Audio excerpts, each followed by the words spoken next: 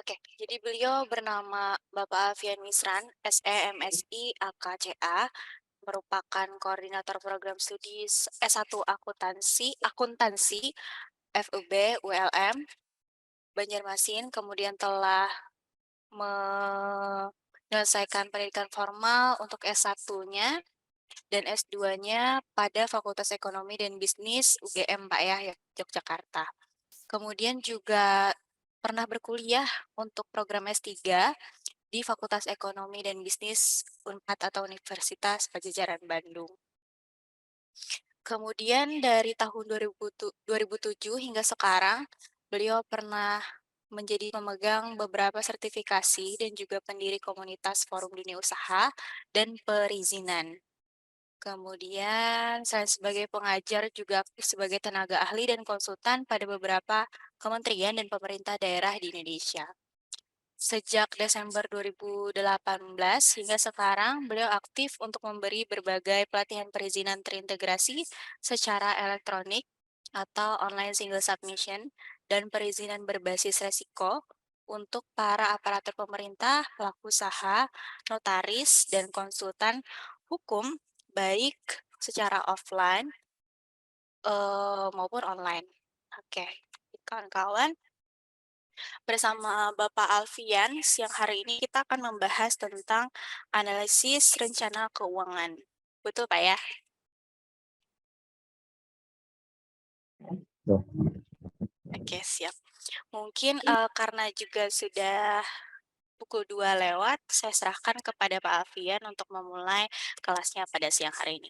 Silakan, Pak. Apa perlu dibantu untuk share screen materinya, Pak? Nggak usah, biar saya Oke, siap. yang operasional sendiri aja. Silakan, Pak. Baik, terima kasih Mbak Rinta. Assalamualaikum warahmatullahi wabarakatuh. Selamat siang, salam sejahtera untuk kita semua. Salam sehat untuk teman-teman yang di WMK, gitu ya. Totalnya ada berapa nih Mbak Rinta yang ikut aktivitas kegiatan WMK ULM tahun ini? 200 lebih, Pak, setahu saya. Cuma mungkin karena belum banyak yang bergabung, jadi masih 70-an lebih nih. Oke, ini sudah cukup banyak. Baik, Bapak, saya coba untuk share screen seperti kita hari ini. Mungkin nanti akan lebih banyak saya lebih senang untuk kita diskusi. Walaupun ini kita berharap sebenarnya kegiatan ini kita bisa lakukan secara offline karena interaksi kita jauh lebih nyaman ketika kita melakukannya secara offline. Karena saya barusan tadi juga ada seminar dan sebenarnya offline dan itu sangat menyenangkan gitu interaksinya jadi lebih nyaman gitu karena kita bisa berinteraksi lebih hidup untuk berkomunikasi.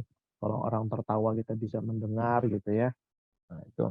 Jadi kalau sekarang kalau saya lagi stand up di sini tawanya nggak kelihatan nggak kedengeran gitu, cuma kelihatan wajahnya saja. Baik, saya langsung masuk ke materi ini biar lebih gampang. Nanti kalau mungkin materinya tidak terlalu banyak, saya bilang beberapa slide, karena saya berharap nanti bisa lebih intensif, lebih diskusi. Nah, saya mengambil topik di keuangan ini terkait masalah 5 langkah mudah merencanakan keuangan bisnis. Karena ini teman-teman semua adalah calon wirausaha yang mengikuti di program WMK ini. Ini latar belakangnya kenapa kita perlu belajar terkait masalah keuangan. Tentunya karena banyak bisnis ini mengalami kegagalan hanya sebabnya salah satunya adalah perencanaan keuangan yang tidak memadai. Ya, kemudian penggunaan pendanaan yang kurang tepat. Nah, karena itu di sini diperlukan ada keterampilan, inovasi dalam mengatur dan merencanakan keuangan sebuah bisnis yang sangat diperlukan untuk menghindari kegagalan ini. Nah, jadi menghindari kegagalan itu bukan takdir, gitu ya. Tetapi ini diperlukan adalah skill. Jadi kita perlu ada skill, perlu ada inovasi. Kan kita manusia bisa gagal, Pak. Betul. Setiap manusia bahkan perlu menurut Bapak. Jadi untuk mengalami kegagalan. Nah, cuma manusia yang baik itu adalah dari kegagalan yang dihadapi itu dia tidak patah atau tidak putus semangat, gitu ya. Nah, jadi justru dengan kegagalan tadi mereka belajar dari kegagalannya, lalu menjadikan pembelajaran kegagalan tadi ya untuk menemukan kesalahannya, lalu memperbaikinya, mencari titik-titik untuk melakukan suatu ide, ada memberikan inovasi baru. Ya, untuk apa? Untuk menghadapi tahapan-tahapan berikutnya. Nah, kemudian memiliki rencana keuangan bisnis yang komprehensif ini juga salah satu keharusan. Ya, mungkin awalnya kalau membuka usaha kecil-kecilan tidak terlalu kompleks gitu ya, kita masih menangani sendiri bisa. Nah, tetapi jika dilakukan dengan rencana yang baik, usaha yang kecil itu pun suatu saat akan menjadi besar. Ya, tentunya dengan pengelolaan yang baik dan juga komprehensif. Nah, karena itu di sini diperlukan namanya sebuah laporan keuangan yang baik. Cukup baik tidak, tetapi juga perlu benar. Nah, karena laporan keuangan itu tidak cukup hanya baik tampilannya, tetapi juga perlu benar isinya. Gitu ya. Nah, ini latar belakangnya. Nah, kemudian menjadi pertanyaan yang sering muncul, kenapa perencanaan keuangan itu sangat penting bagi sebuah usaha? Ya. Nah, kemudian pertanyaan yang sering muncul yang lain adalah bagaimana cara merencanakan keuangan bagi usaha Anda ke depan. Nah, tentunya ini ada teknis, beberapa hal yang sifatnya teknis. Cuma dalam hal ini waktunya mungkin karena kita cuma waktunya durasinya cuma 2 jam, saya pikir untuk hal-hal yang teknis itu nanti bisa kita diskusikan lebih lanjut atau misalnya Anda nanti bisa kemudian mengeksplor melalui banyak sekali saat ini beberapa software yang sudah ditawarkan aplikasi-aplikasi gitu ya yang mudah digunakan untuk pengembangan suatu usaha disesuaikan dengan skala usahanya gitu ya. Baik, kita akan masuk dari sini dulu. Nah, tadi ada pertanyaan, kenapa perencanaan keuangan itu penting? Jadi kita perlu melihat dulu manfaatnya apa sih perencanaan keuangan itu. Nah, yang pertama adalah sebagai tolak ukur bagi kemajuan suatu usaha. Jadi sebuah perencanaan keuangan itu untuk melihat kondisi sebuah usaha tersebut. Apakah usaha ini tetap seperti itu, ataukah usaha ini berkembang, ataukah usaha ini mengalami kerugian atau kemunduran.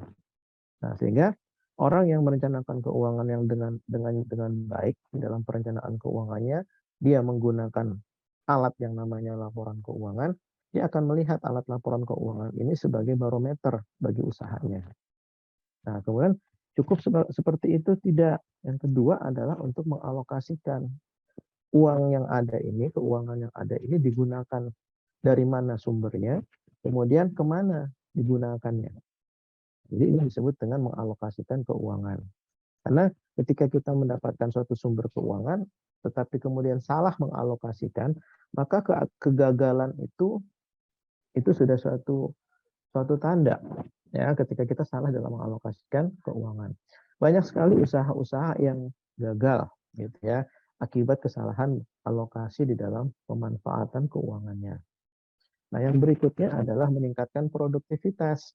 Yang ketiga, jadi di dalam perencanaan keuangan ini kita bisa melihat tingkat produktivitas kita ke arah mana. Ya, jadi dengan kita melihat kalau kita tadi ada memiliki usaha, kita merasa ini untung nih. Usaha saya untung terus loh Pak. Banyak pembelinya, labanya cukup ada. Tapi begitu dicek uangnya nggak kelihatan ya, kok uangnya nggak ada ya. Nah, karena itu alat ukur sebuah laporan keuangan ini akan menjadi bisa melihat produktivitas kita itu berada di mana. Ini tiga manfaat perencanaan di dalam keuangan. Nah, lalu tadi mengambil judul dari 5 langkah di dalam perencanaan keuangan. Yang pertama adalah langkah yang pertama yang harus kita siapkan adalah kita harus bisa menghitung berapa setup cost kita, biaya setupnya. Mendirikan suatu usaha itu kita harus berhitung berapa biayanya. Ya, Karena sering sekali orang menghitung ada beberapa komponen yang seharusnya itu diperhitungkan ke dalam biaya setup pendirian suatu usaha, tetapi kemudian diabaikan. Saya ambil contoh yang kecil, gitu ya, yang gampang. Orang membuat donat atau orang membuat kalau di Banjar itu orang membuat untuk gitu ya. Nah, orang buat untuk ini semoga paham semua tahu gitu untuk gitu ya. Atau yang gampang donat tadi ya. Kalau kita beli donat itu di warung-warung, harganya berapa? Harganya kadang ada yang 500 dulu, ada yang 1.000, ada yang 2.000. Tapi ketika donat itu kemudian dikasih label, ada Jeko, ada Dunkin Donat, atau mungkin ada donat-donat, atau mungkin apapun namanya, dikasih label, gitu ya. Kemudian harganya menjadi berbeda, ya. Pertanyaannya adalah kenapa kok bisa berbeda harga donat yang di pinggir di warung dengan harga donat yang orang yang punya label, yang punya ada gerai-gerai, yang ada outletnya. Nah, di sini kita akan melihat ada beberapa pembuat donat itu yang sering menjual di pasar, yang sering menjual di tempat-tempat penjualan kue, sering sekali mengabaikan ada biaya-biaya yang harusnya mereka perhitungkan, tetapi tidak mereka perhitungkan. Nah, akibatnya apa? Sehingga terlihat sekali harganya murah, gitu ya. Padahal seharusnya harga donat itu tidak sebesar itu, gitu ya. Itu yang pertama. Nah, karena itu menghitung biaya pendirian sebuah usaha itu menjadi penting. Gitu ya. Jadi jangan sampai ada komponen biaya yang terlewat, jangan sampai ada komponen biaya yang hilang atau yang kita tidak tahu, gitu ya. Nah, yang kedua, setelah kita tahu posisi untuk berapa biaya mendirikan sebuah usaha, yang kedua adalah kita bisa melakukan proyeksi laba atau rugi dari suatu usaha. Nah, karena proyeksi ini berarti kita jadi dukun dong Pak gitu. Kita memikirkan masa yang akan datang yang kita belum tahu. Bukan, memproyeksi itu kan artinya kita akan memperhitungkan berapa keuntungan, berapa kerugian yang akan kita hadapi ketika kita memasuki sebuah usaha. Nah, yang ketiga adalah yang langkah berikutnya adalah perkiraan arus kas. Kita berarti harus bisa atau mampu membuat sebuah cash flow. Nah, membuat cash flow yang baik ini penting karena usaha ini nantinya akan berjalan dan tentunya yang kita cari kan biasanya kalau dengan bahasa kalian kita perlu cuan nih gitu kan untuk usahanya yang banyak cuannya gitu ya. Nah, berikutnya lagi adalah langkah berikutnya membuat perkiraan neraca saldo. Nah, perkiraan neraca saldo ini berarti kita belajar bagaimana cara membuat sebuah neraca saldo yang baik. Karena dengan ukuran-ukuran neraca saldo tadi kita bisa tahu ini arah keuangan kita sudah benar atau tidak. Nah, yang terakhir, yang kelima adalah bagaimana kita bisa melakukan yang disebut dengan analisa titik impas atau yang dikenal dengan BEP atau break even point. Nah, ini 5 langkah di dalam melakukan perencanaan keuangan suatu usaha. Baik, kita akan melihat satu persatu gitu ya dari hitung biaya setup atau disebut dengan setup cost ini tadi. Kita lihat tadi definisinya dulu. Definisi setup cost itu adalah biaya untuk mempersiapkan mesin atau proses produksi untuk membuat suatu pesanan atau biaya yang dibutuhkan untuk melakukan penyesuaian pada saat bahan atau barang itu diproses. Nah, jadi setup cost ini adalah untuk mempersiapkan sampai usaha tersebut siap berproduksi atau siap beroperasi. Gitu ya. Nah, kemudian pembuatan rencana keuangan bisnis ini dimulai dengan membandingkan berapa sih jumlah biaya setup-nya dibandingkan dengan jumlah modal yang ditanamkan untuk memulai suatu usaha, untuk melakukan startup suatu bisnis, suatu usaha. Nah, jadi kita harus memperhitungkan berapa biaya persiapannya total. Setelah itu kita membandingkan berapa sebenarnya modal. Sehingga kita akan bisa melihat berapa persen persentase dari modal yang kita akan tanamkan ini yang sudah diserap ke dalam biaya setup ini. Nah, lalu langkah berikutnya adalah tentukan berapa banyak uang yang akan dialokasikan sebagai modal bisnis. Ya, kita akan menentukan berapa nih. Kalau kita tadi sudah tahu berapa biaya setup-nya, itu berarti kita akan tahu nih berapa modal yang akan kita putar. Yang akan kita gunakan untuk apa? Untuk usaha. Nah, atau berapa besar Anda perlu pinjaman kalau memang kita nggak punya modal sumbernya. Ya, jadi kita perlu berapa nih tambahan untuk menambah perputaran uang di dalam usaha kita untuk memulai suatu usaha. Nah, kemudian biaya setup awal tadi akan mencakup misalnya biaya administrasi, biaya pemasaran awal, karena suatu produk atau jasa itu perlu diperkenalkan. Nah, memperkenalkan suatu barang, suatu jasa yang baru yang belum dikenal orang itu perlu biaya. Gitu ya, karena itu apa? Kita perlu menganggarkan ya, membuat suatu perhitungan untuk memasarkan di tahap awal untuk yang disebut dengan inisiasi produk untuk mengenalkan produk-produk tersebut. Nah, lalu yang berikutnya untuk biaya pendaftaran. Pendaftaran apa ini? Nah, pendaftaran itu macam-macam yang diperlukan. Misalnya berkaitan dengan masalah perizinan, berkaitan dengan masalah misalnya tadi kita perlu ada apa? Ada misalnya sertifikasi halal, kemudian ada IRT kalau misalnya itu dianggap sebagai industri rumah tangga, gitu ya, atau perizinan lain yang memang diperlukan dalam kaitannya untuk memulai suatu usaha. Kemudian perlu kita misalnya tadi kalau produk kita itu memang produk baru, berarti kita atau misalnya kita memasarkan suatu merek tertentu, berarti kita perlu juga ada lisensi, ada license gitu ya yang harus kita miliki dan itu perlu biaya. Nah, ini bagian di dalam apa? Di dalam biaya setup awal tadi. Kemudian ada biaya legal lainnya, misalnya kalau kita mendirikan bentuknya sudah menjadi suatu badan hukum, maka berarti kita perlu ada biaya legal. Berarti kita perlu ada notaris untuk mendirikan perusahaan, ada aktanya. Kita membuat suatu akta pendirian perusahaan. Gitu ya. Nah, lalu kita juga perlu ada investnya terkait dengan masalah kita beli peralatan. Misalnya tadi untuk memproduksi suatu barang, kita perlu alat untuk memproduksi tersebut, untuk memproses produk tersebut. Nah, kemudian dan kebutuhan aset, jadi ada aset-aset lainnya, bisa serta modal awal yang disebut dengan working capital. Nah, modal awal ini adalah terkait dengan masalah biasanya kita akan menggunakan ada 3 poin. Ada yang pertama adalah kalau misalnya kita memang ada bahan baku yang kita gunakan, berarti biaya-biaya untuk kita mendapatkan bahan baku tersebut. Nah, yang kedua adalah berkaitan dengan kalau kita menggunakan ada tenaga kerja, ada orang lain yang kita bayar. Kalau misalnya tidak ada orang lain, bagaimana Pak? Kita mengerjakan sendiri. Maka diri kita pun juga seharusnya dihargai sebagai seorang tenaga kerja. Ya, ini yang sering sekali diabaikan.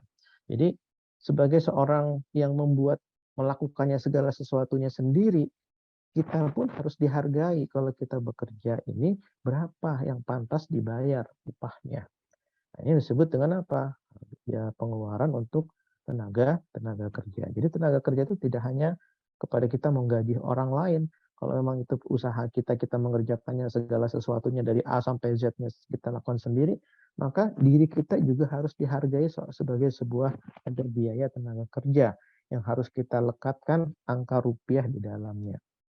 Nah, kemudian yang ketiga adalah terkait dengan yang disebut dengan overhead. Overhead ini apa? Overhead ini berkaitan dengan biaya-biaya pendukung. Ya, biaya-biaya pendukung yang dalam proses operasi itu akan menjadi biaya yang harus kita keluarkan nantinya. Gitu ya. Apa saja Pak contohnya? Misalnya tadi, kembali ke donat tadi. Orang untuk membuat donat itu, anggaplah donat itu harus dipasarkan jam 6 pagi. Kalau orang memasarkan donat jam 6 pagi, berarti proses produksinya sebelum jam 6. Maka yang terjadi kalau kita memproduksi sebelum jam 6, biasanya kalau yang acil-acil tukang untuk itu kalau harus menjual untuk-untukan di jam 6 pagi, mereka akan bangun di tengah malam, sekitar jam 1, jam 2. Untuk apa? Untuk sudah mulai melakukan proses pembuatan adonan. Ya, sekitar jam 1. Kenapa Pak kalau jam 6? Range-nya lama sekali dari jam 6 pagi mereka sudah bangunnya sekitar jam 1, jam 2 malam. Karena mereka membangun itu ada proses untuk donat atau untuk tadi yang diperlukan untuk apa? Ada proses fermentasi. Agar apa? Agar proses rotinya itu mengembang. Ya, nah proses inilah yang memerlukan waktu antara berapa jam? Antara sekitar 1 sampai 2 jam. Sehingga sebuah donat atau untuk itu bisa siap digoreng. Gitu ya. Nah, dalam proses ini tadi memerlukan waktu yang cukup panjang. Inilah yang disebut dengan overhead-nya yang mana Pak? Kalau tadi pada saat membuat donat tadi. Overhead-nya adalah orang memproduksi roti itu tadi memerlukan listrik karena kerjanya tengah malam. Kan tidak mungkin kita gelap-gelapan buat adonan, jangan-jangan salah masukin adonan, gitu kan. Nah, karena itu apa? Kita perlu listrik untuk apa? Penerangan. Nah, walaupun tadi pada saat memproses donat itu tidak ada listrik digunakan di situ karena semua misalnya tadi menggunakan tangan atau menggunakan alat yang tidak menggunakan listrik, semuanya tinggal lalu penggorengan yang tidak menggunakan energi listrik.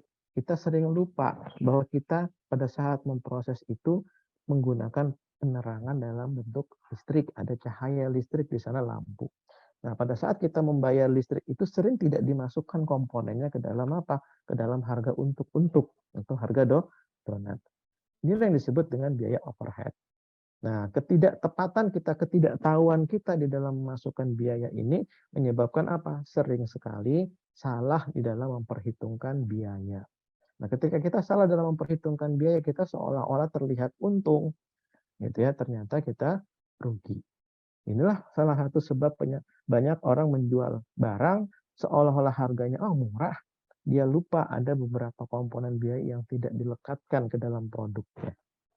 Nah, ini salah satunya di dalam biaya setup awal yang perlu dipahami, yang perlu kalian sebagai calon-calon wirausaha muda untuk memahami, ternyata memproduksi suatu produk atau jasa tersebut kita perlu paham ada beberapa komponen yang harus kita teliti memasukkannya atau melekatkan ke dalam harga jual dari produk tersebut. Oke, di langkah kedua kita bicara tentang proyeksi. Ada bicara laba rugi suatu bisnis. Nah, untuk membuat proyeksi atau jumlah, jadi ini sifatnya ramalan, bukan seperti ramalan cuaca gitu ya. Ada ramalan penjualan dan ini penting. Jadi kita perlu memproyeksikan berapa sih kalau kita tadi jualan donat, gitu ya, untuk memproyeksikan penjualannya berapa. Dari mana kita bisa tahu Pak? Kita akan melihat dulu pangsa pasarnya. Karena kan nanti ada beberapa materi yang lain terkait bagaimana bisa membangun suatu branding, kemudian kita tahu nanti kita harus tahu riset pasar. Jadi kita akan melihat dari tadi ramalan untuk melamalkan kira-kira penjualan kita ini akan terserap berapa banyak. Dan dari penjualan yang ada ini akan berapa menjadi return kembali ke kita dalam bentuk pendapatan. Nah, lalu kita juga akan perlu memperhitungkan berapa bebannya, biaya yang akan kita keluarkan. Untuk apa? Untuk memproduksi suatu produk tadi, untuk menghasilkan suatu pendapatan. Simpelnya begini, kalau kita mengorbankan Rp5.000, ya Rp5.000 untuk memproduksi suatu produk, berarti kita harus bisa meramalkan berapa pendapatan yang akan kembali ke kita lagi. Kalau kita tidak bisa meramalkan itu, maka seringkali kita akan rugi. Jadi dengan Rp5.000 tersebut, kita harus menjadi pendapatan bagi kita adalah harus lebih dari Rp5.000. Ya, makanya tadi kalau kita tidak bisa meramalkan itu, maka sering sekali apa? Kita dengan pengorbanan Rp5.000, dapatnya cuma Rp3.000. Artinya apa? 5.000-nya ada 2.000 yang tidak kembali. Itu disebut dengan apa? Tadi kita membuat satu proyeksi. Karena itu disarankan untuk membuat proyeksi ini untuk 12 bulan ke depan. Ya, sejak mulai pertama kali usaha tersebut beroperasi. Tapi kan kita belum tentu sampai 12 bulan, Pak. Jangan-jangan di tengah jalan 3 bulan juga kita udah KO, sudah kehabisan darah, modalnya sudah nggak ada, ya. Tidak ada masalah. Karena itu apa? Kita perlu juga membuat suatu proyeksi, ada perhitungan-perhitungan jangka panjang ke depan. Nah, apakah jangka panjang dalam 12 bulan? Tidak. 12 bulan itu sebenarnya hitungannya masih jangka pendek. Cara membuat proyeksi. Yang pertama dengan membandingkan potensi pendapatan penjualan. Kita harus bisa berhitung berapa potensi pendapatan yang akan kita dapat dengan menjual produk atau jasa tersebut. Nah, tentunya dengan harga pokok penjualan disebut dengan cost of goods sold plus biaya tetap atau biaya tetap operasional yang disebut dengan fixed cost. Gitu ya. Ini sedikit belajar ada istilah-istilah accounting gitu ya. Yang ada accounting mungkin nggak ada masalah, tapi yang dari lain kalau pikir juga SMA kalian juga dulu pernah belajar akuntansi gitu ya. Nah, lalu apa sih Pak yang ada di harga pokok penjualan tadi? Poinnya di harga pokok penjualan itu kalau kita bicara tentang karena kita perlu mengklasifikasikan ada 3 jenis usaha. Yang pertama adalah dagang, yang kedua adalah jasa, yang ketiga adalah manufaktur atau kita memproduksi suatu produk. Nah, ini tentunya HPP-nya tidak sama, gitu ya. Kalau kita perdagangan, maka HPP-nya adalah harga modal, harga beli barang tersebut ditambah dengan biaya angkut atau ongkir. Kalau bahasa gampangnya ongkos kirimnya untuk kita sampai mendapatkan barang yang akan dijual tersebut. Itu HPP kalau dia klasifikasinya sebagai usahanya dagang. Kenapa? Karena tidak ada perubahan bentuk produk, gitu ya. Nah, tapi kalau jasa, maka di dalamnya sebenarnya ada tadi terkait dengan masalahnya adalah kita jasa itu biasanya langsung. Nah, langsung untuk apa? Untuk berproses. Jadi proses jasa itu terjadinya bersamaan dan sesaat, gitu ya. Bersamaan artinya apa? Orang yang memberikan jasa dengan penerima jasanya dia langsung dalam posisi waktu yang bersamaan, gitu ya. Dan ketika proses pemberian jasa itu selesai, maka juga selesai juga proses transaksinya. Proses proses pemberian jasa tersebut. Nah, bagaimana kita melihat HPP-nya, harga pokok penjualannya untuk jasa? Maka kita akan melihat sebagai contoh, misalnya nih pada saat kita menggunakan Zoom ini. Apa yang kita gunakan jasanya bisa kita lihat di HPP-nya. Ya, yang pertama di sini adalah operator telepon yang akan mendapatkan. Mereka menyiapkan ada fasilitas berupa tadi ada jaringan yang baik. Nah, jaringan ini adalah sebenarnya jasa yang diberikan oleh perusahaan operator telepon adalah jasa berupa jaringan. Nah, jaringan ini tidak kelihatan ya dan kita menikmati jasanya pada saat kita menggunakan. Ketika kita selesai Zoom meeting, kita lift dari room keluar, maka jasanya selesai. Nah, berarti kita akan melihat kalau sebagai pemberi jasa, kita akan melihat berapa rate yang akan digunakan per detik. Tentunya ada harga rupiahnya di sana yang akan disebut. Jadi disebut dengan harga pokok penjualannya. Ya, berapa untuk memproduksi jasa tadi. Nah, lalu klasifikasi yang ketiga adalah terkait kalau misalnya tadi usahanya adalah produksi, di mana kita harus memproduksi dari sesuatu barang yang belum ada menjadi barangnya ada baru, atau kita ada perubahan bentuk. Ya, misalnya tadi kayak donat tadi dari tepung menjadi donat. Nah, di dalamnya di tengah-tengahnya ada proses. Nah, di tengah-tengah proses inilah yang makanya disebut dengan proses produksi. Nah, bagaimana kita menentukan harga pokok penjualan untuk yang produk yang kita harus produksi? Yang pertama, berarti kita di sana ada bahan yang tadi yang kita akan perhitungkan, bahan bakunya, kemudian bahan-bahan penolongnya, kemudian ada manusia yang memproduksinya, kemudian yang kalau dia menggunakan mesin Pak, maka tadi biaya untuk bagaimana mesin tersebut bisa beroperasi. Nah, yang ketiga maka tadi ada muncul adalah overhead tadi yang disebut dengan biaya overhead. Nah, biaya overhead ini dia sifatnya sebagai pendukung, tetapi dia penting, gitu ya. Dia pendukung, tapi tanpa overhead ini yang terjadi adalah, maaf, saya minum dulu. Oke. Nah, tanpa overhead ini tadi yang terjadi adalah proses produksi akan terganggu. Saya ambil contoh, produksi donat tadi.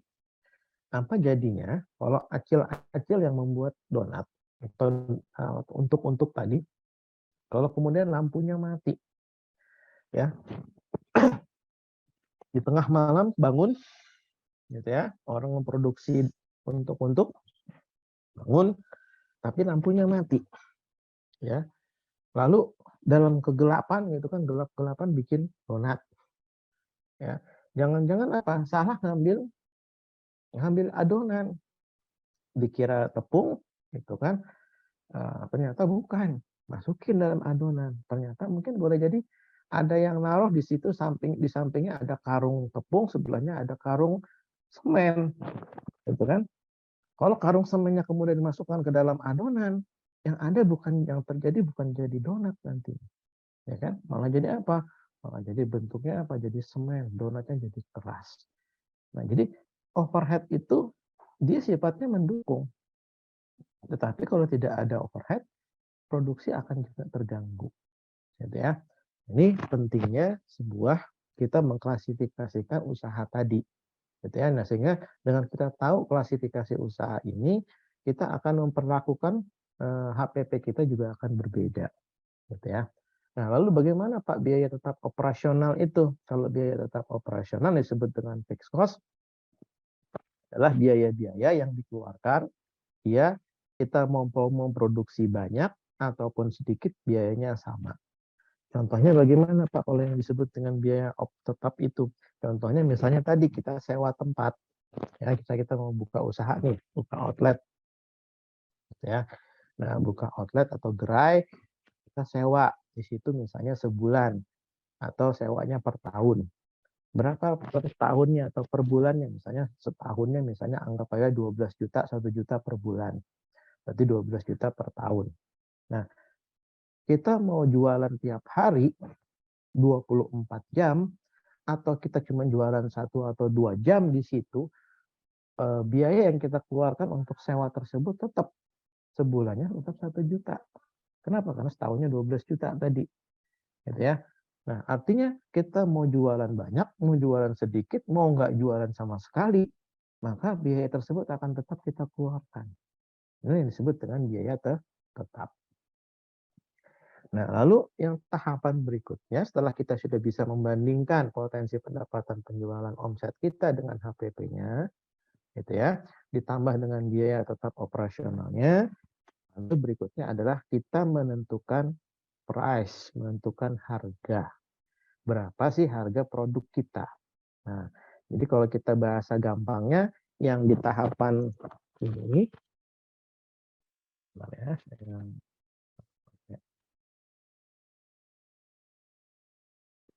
di tahapan 1 ini yang disebut dengan kita menentukan unit cost.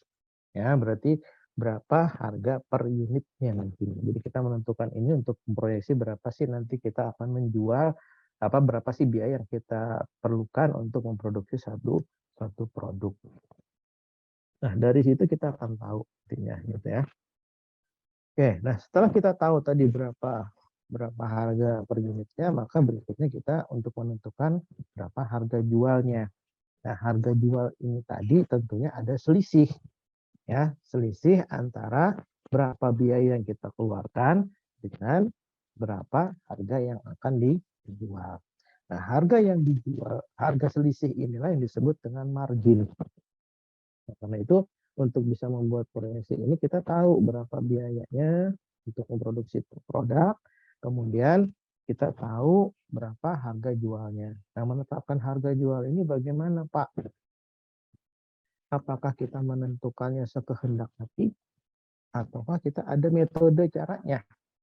Nah, kita tentunya akan melihat ada beberapa cara gitu ya. Yang pertama kita akan melihat dulu berapa pasar, rata-rata harga pasar terhadap produk tadi.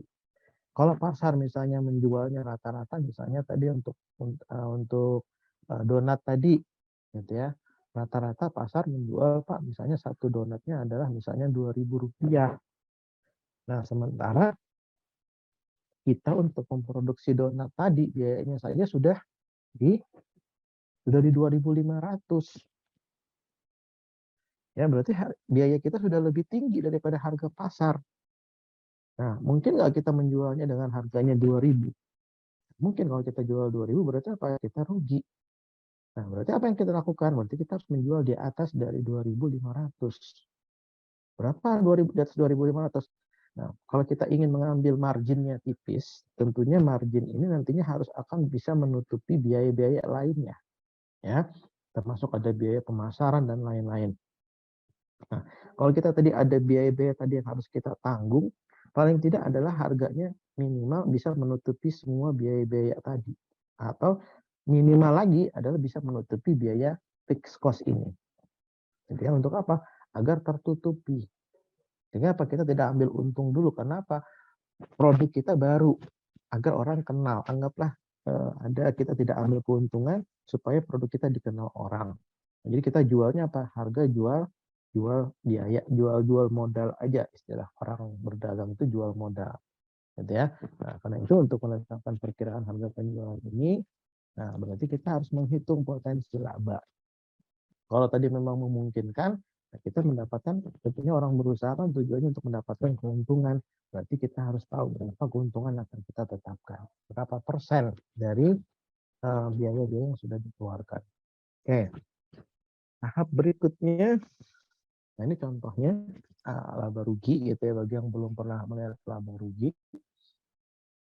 Di sini ada laporan keuangan, ini abaikan aja dalam bentuk US dollar misalnya. Ada penjualan kotornya berapa. Jadi ini berapa nanti harga jualnya, nanti dikurangi dari kalau misalnya ada penjualan yang kita lakukan penjualannya secara kredit. Karena penjualan itu bisa kita lakukan secara tunai, bisa juga kita lakukan secara kredit, artinya orang utang dulu. Nah, berarti kan nanti munculnya ada piutang. Kemudian kita mengetahui ada HPP tadi, harga pokok penjualan. Berapa sih inventaris awal kita, ditambahkan ada pembelian produk, nah ini ada ongkirnya, ada kargonya, gitu ya. Lalu ada tenaga kerja tadi yang harus kita hargai, kemudian ada pengeluaran yang sifatnya tidak langsung. Lalu berapa inventaris di sini maksudnya adalah persediaan awal. Di persediaan awal barang kita berapa, ini sediaan yang ada saat ini berapa. Nah, kemudian kekurangannya berapa sisanya. Nah, inilah disebut dengan HPP. Nah, kalau pendapatan ini kita kurangkan dengan HPP, ini yang disebut dengan laba kotor. Ya, nanti lalu kita kurangkan lagi nih laba kotor dengan pengeluaran operasional. Misalnya tadi ada iklan, kemudian kita ada menggunakan alat tersebut harus kita susutkan, jadi dialokasikan. Kemudian ada kalau misalnya ada pembayaran yang tidak mampu kita lunasi. Kemudian kalau kita ada biaya bank, sumbangan, ada komisi dan seterusnya. Ini bisa macam-macam sesuai dengan jenis usahanya. Jadi ini tidak mutlak sama persis seperti ini. Gitu ya. Oke. Empat komponen utama dalam laporan laba rugi. Jadi kalau kita lihat tadi, itu ada pendapatan penjualan, nah berarti berisi nilai dari penjualan bisnis utama. Karena pendapatan itu bisa saja kita dapatkan dari pendapatan lain-lain. Nah, pendapatan lain-lain ini dia di luar bisnis utamanya. Jadi nanti bisa kita dia menambah pendapatan kita, tetapi tidak dari bisnis utama. Mungkin nggak Pak, kalau pendapatan atau biaya lain-lain ini, pendapatan lain-lain itu lebih besar nilainya dibandingkan pendapatan utamanya? Mungkin. Bisa saja terjadi bahwa pendapatan lain-lain itu akan lebih besar daripada pendapatan utamanya. Sebabnya kenapa? Karena pas kemungkinan pendapatan ini turun. Yang satu. Yang kedua, kita misalnya menjual aset. Jadi kita punya alat atau mesin, lalu kita jual, harganya melebihi dari pendapatan dari kita menjual satu produk. Nah, lalu komponen kedua adalah HPP, harga pokok penjualan. Nah, ini merupakan biaya untuk membeli persediaan yang nantinya untuk dijual kembali. Istilah dagangnya harga modal barang. Gitu ya. Nah, kemudian ada beban operasional. Nah, ini berupa biaya penjualan, pemasaran, administrasi, overhead, ada biaya listrik dan sebagainya. Nah, lalu yang keempat ada pendapatan di luar bisnis utama atau juga ada pengeluaran yang sifatnya bukan operasional. ya, berupa misalnya tadi ada biaya bunga bank karena kita tadi ada pinjaman, kemudian ada biaya pajak, termasuk disebut dengan biaya lain-lain. Oke, sampai nomor 2 dulu. Ada yang mau ditanyakan saya supaya tidak langsung, jadi kita bisa diskusi, tidak nunggu saya habis selesai materi dulu nanti baru tanya jawab. Jadi saya biar kita bisa lebih gampang fokus gitu nanti setiap ada permasalahan nanti kita diskusikan. Gitu bisa Mbak Rinta, biar bisa kita diskusi dulu. Oke, bisa Pak. Ya. Bagaimana kawan-kawan sampai 4 komponen utama ini apakah ada yang didiskusikan bersama Pak Alfian? Bisa juga lewat kolom chat Pak ya, kalau misalkan lewat chat aja. Sebenarnya udah bertambah ya, 160 orang. Gitu. Ya, ada yang mau didiskusikan dulu sampai materi yang tadi. Gimana kawan-kawan? Mau lanjut aja dulu atau gimana?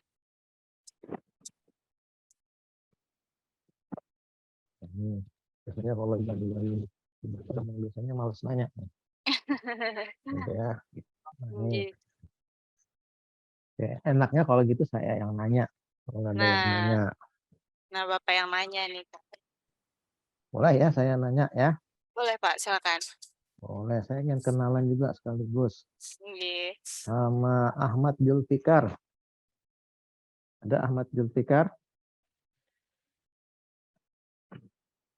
Saya Ahmad Julfikar lagi off cam. Jangan tidur nih. Ada Ahmad Julfikar? Ada. Ini kalau ada panitianya ada di sini nih, Pak MK. Panitia ada Pak, kurang lebih 2 orang, sama saya mungkin bertiga. Nah, ini yang off cam gini kalau lagi dipanggil orang yang nggak ada, biasanya diapain nih? Hah? Enaknya diapain nih? Kalau di kelas kan enak bisa langsung misalnya Langsung ini diskusi Pak ya. langsung dieksekusi. Yuk kawan-kawan bisa nyalakan dulu kameranya. Oke, kalau gitu saya pindah ke Erli Misnawati. Oh, ini bukan dari ULM ya? Dari Uniba, Universitas Balikpapan. Oh, ada. Boleh. Ada Erli Misnawati? Ada Pak. Ada. Alhamdulillah nih saya ingin menyapa dulu yang di Balikpapan. Lagi di rumah? Lagi di kerjaan Pak. Oh, lagi kerja. Oke. Ini ikut WMK terpaksa atau dengan senang hati? Dengan senang hati. Dengan senang hati. Memang sendiri, memang menginginkan sendiri. Iya. Ya. Kuliah di fakultas Iya apa? Pak. Ekonomi. Ekonomi. Ekonominya jurusan? Manajemen Pak. Manajemen. Oh, berarti untuk urusan ini nggak ada masalah ya? Sudah belajar kan? Untuk sudah Pak. Sudah. Masalah paham nggak paham kan urusan belakangan. Ya. Kenapa kok pengen ikut WMK? ULM? Ada usaha online sih Pak. Jadi untuk ikut ini bisa ambil ilmunya gitu. Ambil Dengar-dengar ilmu. pengalaman yang berpengalaman juga bisa buat nambah wawasan. Ya. Usahanya apa? Online shop Pak di e-commerce Shopee. Iya. Produknya apa maksud saya? Baju. Baju. Produksi sendiri atau ambil dari Aku enggak sih Pak pakai konveksi. konveksi? Konveksi langganan atau mengambil bebas? Ambil bebas sih. Ada juga yang langganan tapi enggak dalam jumlah besar dan enggak sering. Ya, sering. Oke. Dari apa yang saya sampaikan tadi, implementasinya ke dalam usahanya Erlinis Nawati gimana?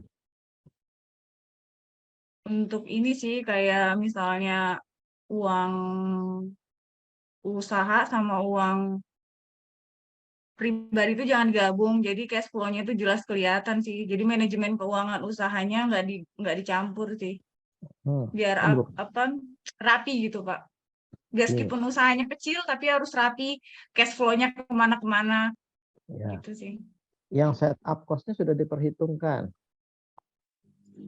Iya, Pak. Setup cost-nya sudah diperhitungkan. Sudah sih, Pak, untuk kosnya, Cost-nya untuk biaya kirimnya juga ini sudah sudah saya berjalan berapa lama? perhitungkan. Sudah berjalan berapa lama usahanya? Dari Februari tahun ini sih, Pak, Berapa bulan nih udah berarti hampir dari bulan 2. 8 bulan 7 bulan ya.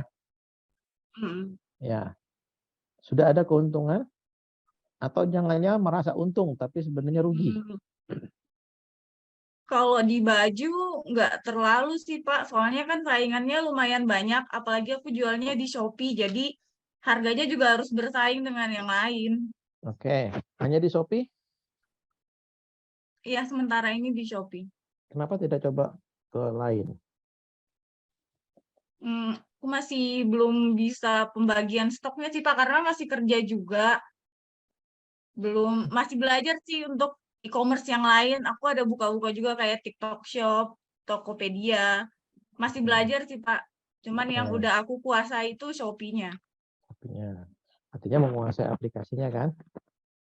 Mhm. Di Shopee-nya dibantu ada aplikasi untuk pengelolaan keuangan. Aku download aplikasi buku kas kalau nggak salah. Kulkas. Kalau Mhm. perbankan menggunakan bank apa? Kalau aku untuk usaha itu uangnya aku taruh di UOB, Mm-mm. karena untuk gaji dan lain-lain aku taruh di BCA. Jadi 2 bank yang terpisah gitu sih, Pak, Oke. Ada biar nggak beberapa gabung. bank yang menawarkan sekaligus dalam pengelolaan keuangan. Jadi kita tiap bulan Ada sih. itu tinggal terima laporan, semacam laporan keuangan. Nah, jadi kalau kita tadi bicara, nah kita belum bicara arus kas, nih kita kan nanti akan bicara arus kas. Jadi dia akan memberikan ada report dari mana uang kita dikemanakan uang itu. Nah, itu ada beberapa bank. Jadi ini yang sekarang kita ditawarkan ada beberapa perbankan yang menawarkan seperti itu. Jadi bukan bank itu hanya sekedar untuk menyimpan uang, dan hanya sekedar kita mendapatkan kredit, tetapi sampai dia memberikan ada fasilitas pengelolaan keuangan kita. Jadi dengan kita tinggal menaruh uang di situ, mereka akan melakukan proses tadi kalau kita transfer dan sebagainya itu mereka permudah prosesnya. Itu. Oke, terima kasih Erlini Sunawati. Yang lain, kenal lagi sama ini berarti tidak semua dari ULM ya, Rinta ya. Iya, betul, Pak. Mbak Rinta sendiri dari mana? Dari ULM, Pak. Dari fakultas apa? Dari Fakultas MIPA. Oh, ini Pak, berarti ini mahasiswanya Pak Totok nih. Iya, betul. Saya ingin menyapa Kartini dari Politeknik Negeri Pontianak. Enggak. Khairul ULM yang muncul. Kartini. Jadi, tidak Kartini yang malah menghilang. Nah, ini KLMM. Kartini, ada? Nah, ini kan namanya muncul di sini tapi orangnya nggak ada. Ada Kartini?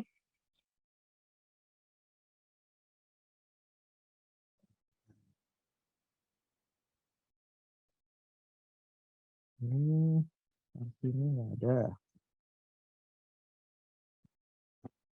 Saya ingin coba cek ke banyak dari ULM. Oh, ada UAY. Zainal Helmi. Ada? Channel Helmi, Ahmad Yani. Iya, Pak. Ya, saya di on cam dulu.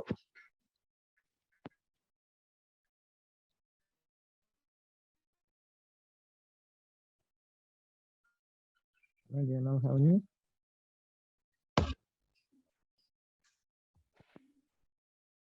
Bentar, Pak. Ini laptop aja dulu, Pak. Oh. Tapi bukan karena nggak pakai baju kan, karena tadi nggak on cam. Enggak, Pak.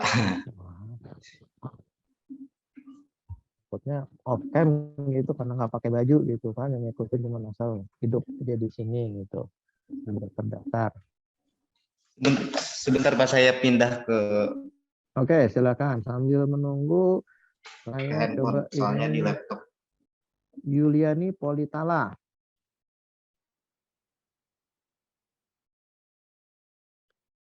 Ada Yuliani Politala.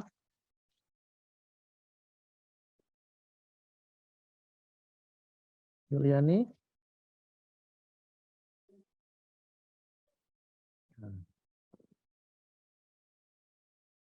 Panitianya siapa Mbak Rinta yang hadir hari ini? Panitianya ada 2 orang, setahu saya Pak, ada Rifki sama Mas Afif. Anda sekarang lagi mantau Ada, Mas Rifki dan Mas Afif. Mas Afif ada, Pak. Nah, ini tolong nanti dikasih catatan ya, yang dipanggil-panggil pas lagi dipanggil nggak ada gitu ya. Iya, siap. Oke, kalau gitu saya yang ada aja dulu, yang kelihatan wajahnya sudah di luar nih, yang lagi dari tadi nyimak. M. Saprudin, ada? Ada, Pak. Dari mana? Dari Unlam, Pak. Dari Lambung Mangkurat. Di fakultas apa? FKIP, Pak. FKIP. FKIP, Prodi? Prodi Pendidikan IPA, Pak. Pendidikan IPA. Kenapa tertarik ikut UMK? Karena diwajibkan atau karena daftar sendiri? Daftar sendiri, Pak. Daftar sendiri. Kenapa pengen ikut UMK? Tertarik aja, Pak. Ingin mempelajari bisnis gitu, Pak. Sudah punya usaha sebelumnya? Belum, Pak. Belum. Kalau mau berusaha, kira-kira mau usaha apa? Kalau ide saya sih mau kayak bikin frozen fish gitu, Pak. Frozen fish? Iya. Bukan frozen food? Bukan, Pak. Ikannya diawetkan terus nanti kalau ditaruh di akuarium dia hidup gitu? Bukan, Pak. Oh, bukan. Kayak gimana maksudnya frozen fish itu? Mau aja, Pak, itu yang mengawetkan ikan yang sudah bersih gitu, Pak, yang siap untuk dimasak gitu, Pak. Tinggal dimasak. Oh, itu masuk bukan frozen food itu.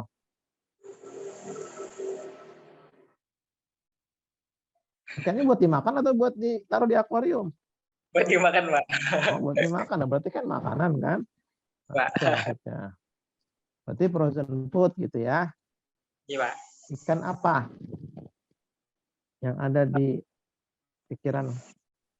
Kalau pikiran saya itu mau ikan lokal aja, Pak. Apa contohnya? Kayak ikan papuyu gitu, Pak. Ikan sepat gitu, Pak. Ikan sepat bukannya sudah banyak. Apa yang membedakan yang ingin ditampilkan? Kalau kamu punya usaha. Kalau ikan sepat ada, udah. Di beberapa tempat sudah banyak. Baik yang secara tradisional maupun yang sudah go nasional atau sudah internasional atau belum. Kalau nasional yang saya tahu sudah. Ada beberapa. Masih belum terlalu kepikiran sih, Pak, yang mau seperti apa yang saya ada pikir untuk itu perlu mulai dipikirkan ya dari sekarang. Oke. Ya, Saprudin ya. Ada yang ingin masalah yang tadi yang saya sampaikan, ada yang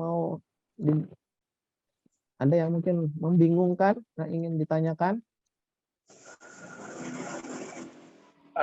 sampai saat ini belum ada, Pak. Belum ada, masih jelas ya. Iya, Pak. jelas. Antara masih jelas atau antara nggak tahu yang ditanyakan gitu kan, juga bisa. Nah, oke, terima kasih Saprudin. Oke, dan pertanyaan ini kayaknya Mbak Rinda. Ya, ada dari Mbak Safitri, Pak. Saya izin bacakan, Pak ya. Silakan. Assalamualaikum warahmatullahi wabarakatuh. Perkenalkan, nama saya Safitri dari FEB ULM.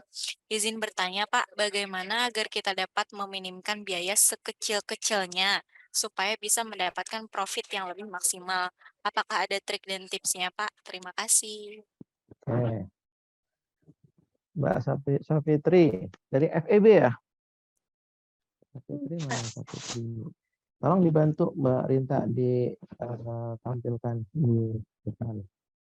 Safitri, Apa yang ditampilkan, Pak? Safitrinya. Safitrinya di sini. Ya, ada kan muncul. Safitri, jurusan prodi apa? Manajemen. Manajemen. Pertanyaannya tadi bagaimana biaya seminimal mungkin, profitnya gede gitu ya? Iya, Pak. Nah, itu suatu hal yang mustahil itu ya, bukan suatu hal yang mustahil, bukan, tetapi suatu hal yang mustahil. Kenapa? Karena kalau pernah dengar ada kita pengorbanan yang sekecil-kecilnya, kalau perlu nggak ada pengorbanan tapi bisa mendapatkan hasil yang sebesar-besarnya, nah itu tadi itu cerita bohong. Nah, ada yang ada adalah orang itu melakukan pengorbanan yang tertentu untuk mendapatkan hasil juga tertentu. Jadi kalau tadi kita nggak berkorban apa-apa, terus pengennya, kan kita bisa Pak diam aja di rumah nanti ada yang ngasih. Itu lain lagi ceritanya. Gitu ya. Jadi pengorbanan itu tertentu. Tertentunya berapa Pak? Tergantung target beri pendapatan kita. Kita mau target berapa? Nah, tentunya ada ukuran-ukurannya. Gitu ya. Nah, kalau kita tadi keluar uang, seperti saya contohkan tadi, dengan kita berkorban 5.000, kita akan memproyeksi berapa pendapatan yang akan kita kembalikan. Minimal kita kembali lagi 5.000 dapat lagi. Jadi pengorbanan kita mengeluarkan uang 5.000. Gitu ya. Nah, bisnis apa nih yang bisa kalau kita dengan 5.000 ya, nanti hasilnya 50.000. Kira-kira bisnis apa? Fitri. Kalian nih, tanyain Mbak Rinta juga. Hampir mustahil sih, Pak. Hah? Oh, enggak. Kayak Cuman saya nggak boleh mengajarkan itu di sini mungkin ya. Mengajarkan di sini nanti kira saya bohong. Itu. investasi mungkin Hah? Kan. modal. Ini enaknya lagi Zoom itu karena jadi bisa dengarnya macam-macam. Ada suara ayam, ada suara anjing gitu kan. Ada kadang-kadang tukang pentol lewat. Itu. Ini enaknya itu. Jadi saya menikmati di Zoom meeting itu ada aneka suara jenis macam-macam. Kadang-kadang ada adeknya gangguin di situ. Jadi apa yang 5.000 bisa menghasilkan 50.000? Bahkan bisa lebih dari 50.000. Kalau jarum pentul gimana, Pak? Hah? Jarum Jarum, pentul. jarum pentul itu berapa harganya? Satu Starbucks kotak nih. satu kotak gitu kah, Pak? Atau bagaimana maksudnya? Iya, pengorbanan kita 5.000. Hasilnya bisa 50.000. Ini kalau di kelas saya kasih hadiah loh, ini bisa jawab. Kopi Starbucks mungkin, Pak. Mana siapa yang jawab tadi itu? Zaki. Nah, suaranya. Siapa dengaran? Saya, Pak. Siapa coba di mana sih? Namanya siapa namanya? Zaki, Pak. Zaki. Kok suaranya? Oh, ini Zaki. Sebentar. Zaki. Ya, Pak. Starbucks. Iya. Kayaknya sih. Satu cup harga Starbucks itu berapa? Mungkin kisaran 50 ribuan nih ya, Pak. Nah, 50 modalnya berapa? Betul, Ya. modalnya 5.000. 5.000. Mungkin ya Pak segitu. Mungkin. Lebih. Coba kamu masukkan tadi komponen 3 tadi yang saya sampaikan tadi, ada 3 komponen, ada bahan bakunya, ada tenaga kerjanya, ada overhead-nya. Starbucks tuh menggunakan mesin nggak? Menggunakan, Pak. Menggunakan listrik nggak? Menggunakan. Mungkin nggak dalam satu unit harga 1 cup Starbucks itu Rp5.000. Mungkin naik sedikit mungkin 10 mungkin. Sedikit. Nah, ini kalau ada yang bisa jawab, kalau di kelas saya kasih betul-betul. Ini saya pegang uang sebenarnya tadi. Kalau saya kasih sebenarnya. Gitu ya. Nah, itu bedanya kalau di kelas saya misalnya seperti itu. Saya kasih hadiah betulan. Wah, ada air mineral Pak, tapi di hotel. Oh, enggak, itu bukan 5.000. Ya. Harga air mineral di hotel itu lebih dari itu harganya. Karena sudah ada diangkut lagi sama tenaga kerjanya. Gitu ya. Ini siapa tadi nih yang jawab? Roti dari Unis M itu dari mana? Doroti? Sari Mulia kalau nggak salah, Pak. Oh, Sari Mulia. Nggih. Saya Doroti bisa buka kamera supaya bisa kenal. Ya, kenapa mikirnya air mineral? Tapi di hotel, Pak. Soalnya ada beberapa misalnya kalau kita buat acara gitu Pak di hotel. Itu kan kadang misalnya kalau cateringnya dari hotel bisa tuh air mineral biasa tapi diganti logonya jadi logo hotel itu jadi berkali lipat mahalnya Pak. Berapa kali lipat harganya? Sampai 50.000? Enggak sih. Nah, nggak ada yang dapat kan? Nggak ada yang dapat hadiah dari saya hari ini. Itu kan ada bisnis yang sebenarnya bukan hanya 50.000, bisa lebih dari itu. Itu ya, bisnis apa tuh Pak?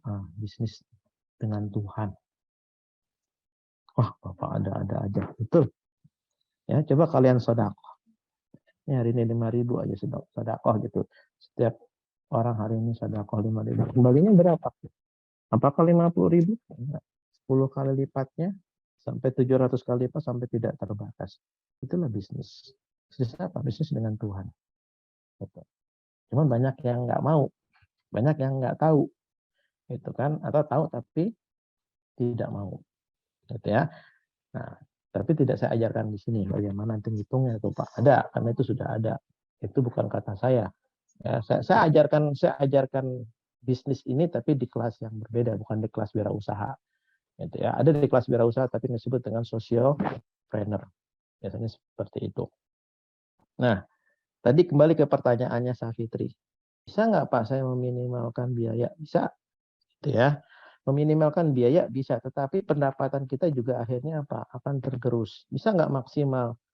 Bisa. Ya, kenapa? Karena kita dengan meminimalkan biaya, saya ambil contoh tadi dengan donat tadi. Karena kita ingin meminimalkan biaya, lalu kita tadi mengurangi ada komposisi akhirnya. Nah, harusnya harga rasa donat kita itu dikenal enak gitu ya. Dengan adonan yang bagus, dengan roti yang baik, dengan rasa yang nikmat. Gitu ya. Orang makan digigit itu bukan kayak lagi gigit ban gitu ya. Harga donatnya begitu digigit istilahnya di luarnya crispy tapi dalamnya lembut.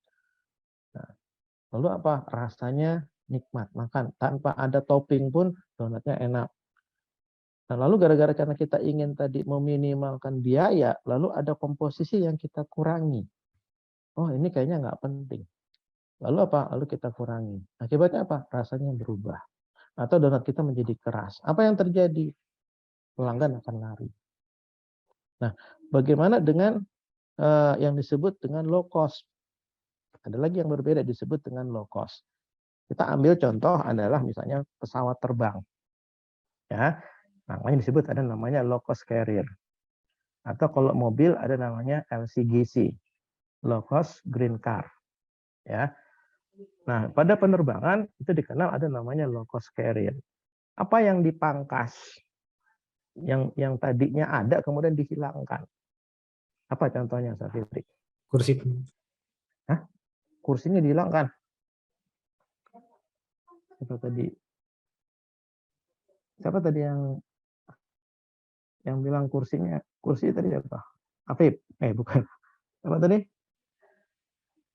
Yang di pesawat yang kemudian dihilangkan bukan kursinya, masa orang suruh lesehan di pesawat.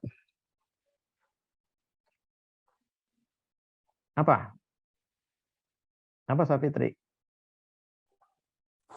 Benefitnya mungkin Pak. Benefitnya apa contohnya? Pelayanannya Pak, dari misalnya yang naik kelas ekonomi menengah itu ada kayak snack box, mungkin itu bisa dihilangkan Pak kalau di penerbangan. Agus, di mana nih? Uniba tuh? Saya dari Uniba Pak. Balikpapan ya? Iya, Balikpapan Pak. Balikpapan. Sering naik pesawat, Gus? Kebetulan saya 7 tahun Pak dulu di airline. Apa yang dihilangkan di sana, Gus?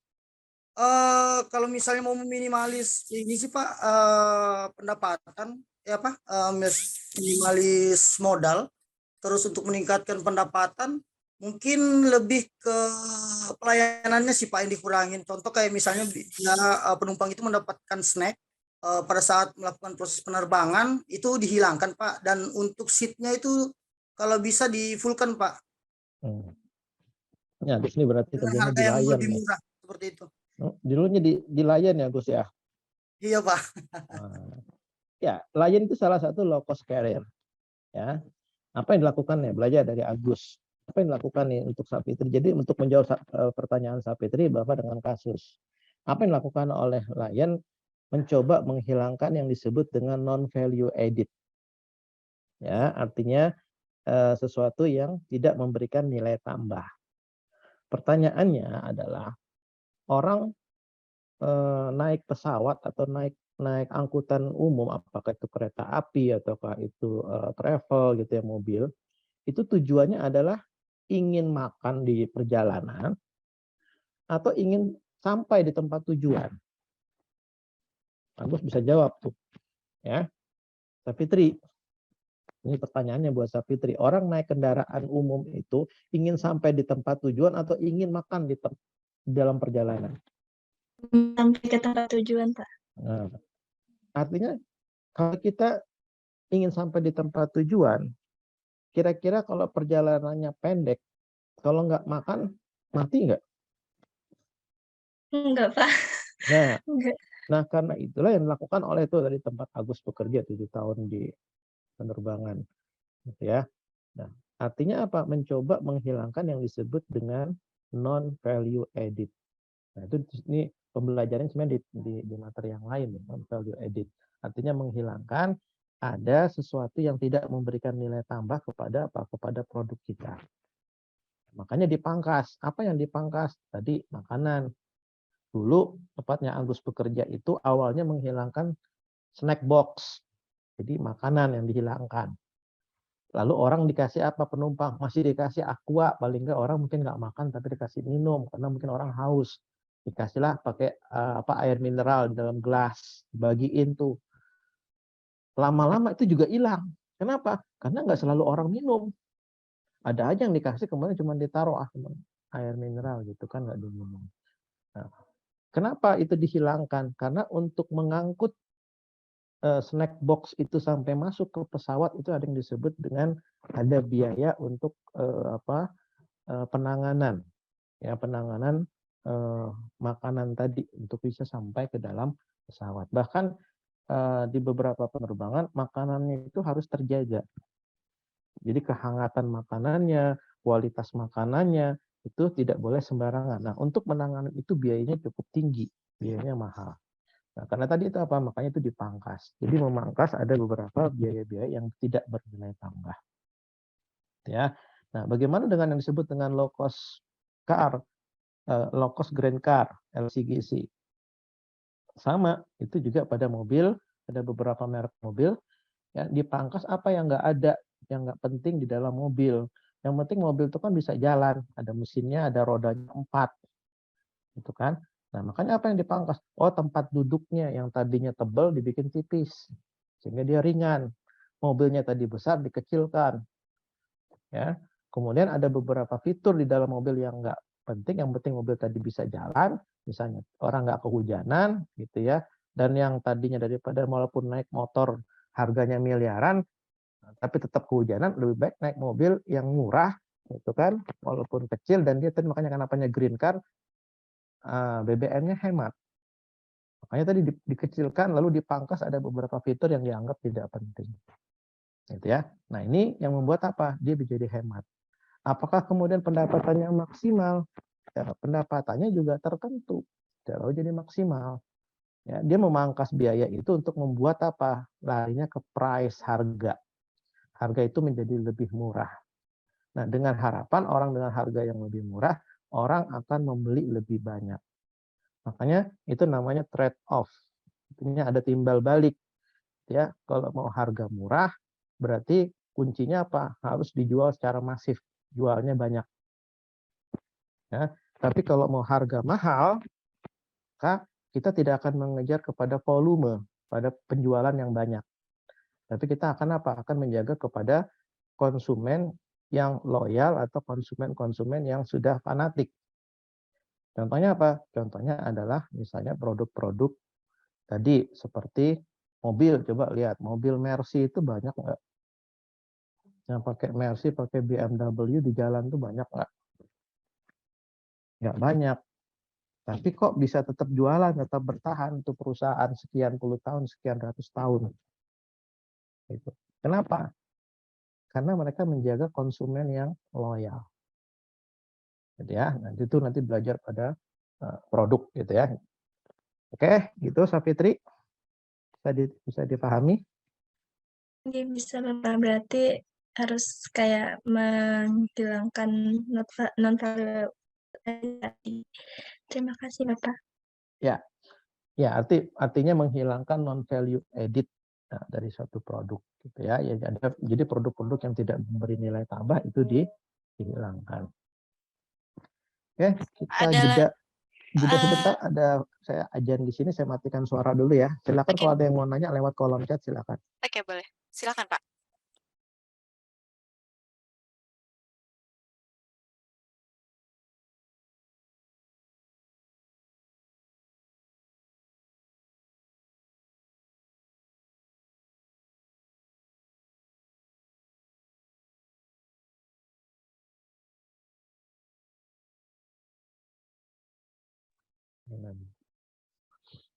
Oke. Ini masih ada pertanyaan satu dari Muhammad Zaki Zaidan dari FPK.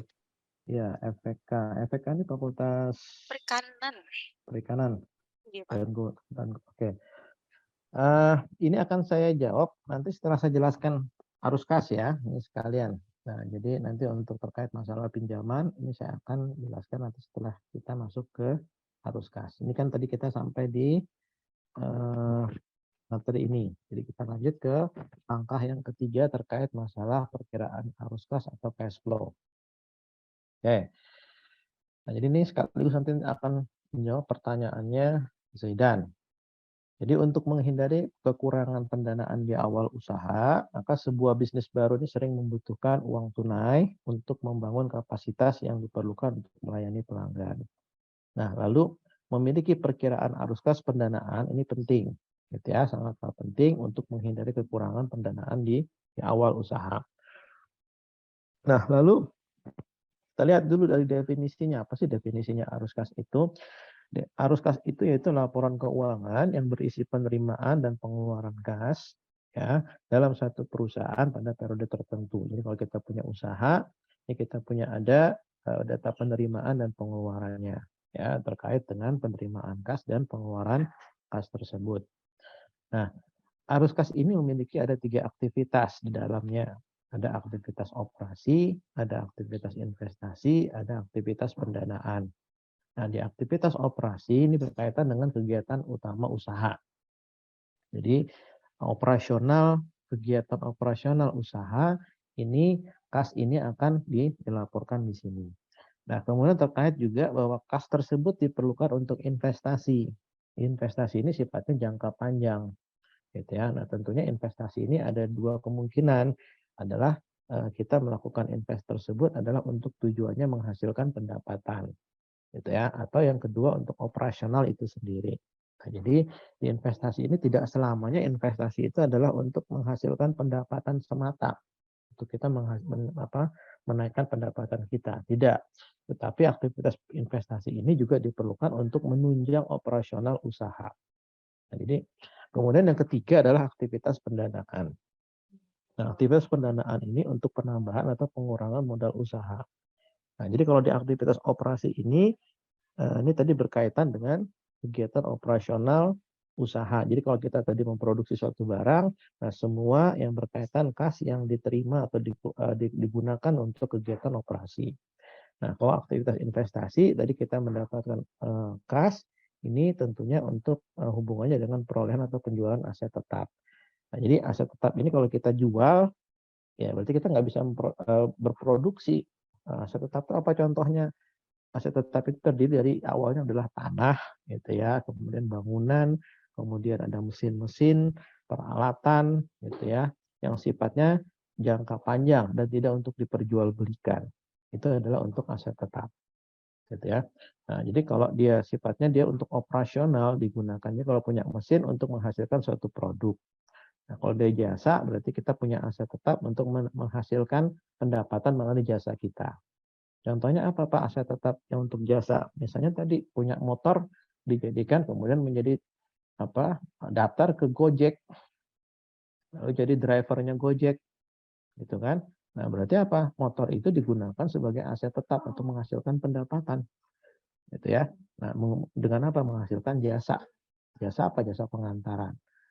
Nah kalau kemudian motornya dijual gimana? Ya berarti nggak bisa lagi jadi driver Gojek. Gitu. Nah, ini untuk yang aktivitas investasi. Makanya saya katakan tadi investasi tadi tidak selamanya dia untuk menghasilkan pendapatan semata, tetapi dia untuk menunjang operasional usaha. Gitu ya. Nah, lalu aktivitas pendanaan untuk penambahan. Jadi kalau misalnya tadi kita untuk penambahan modal usaha untuk menambah supaya tadi pendapatan kita bisa naik, tadi kita perlu menambah modal usaha ini. Nah, misalnya tadi kita perlu untuk menambah mesin, beli baru.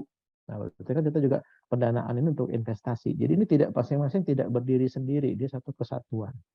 Gitu ya. Nah, lalu ada dua metode nih untuk melakukan penyusunan arus kas. Yang pertama ada metode langsung, ada metode tidak langsung. Ya. Nah, yang metode langsung ini ada perbedaannya gitu ya dengan yang tidak langsung. Yang metode langsung ini mengelompokkan kegiatan operasi itu dalam berbagai kategori. Jadi dikategorisasi.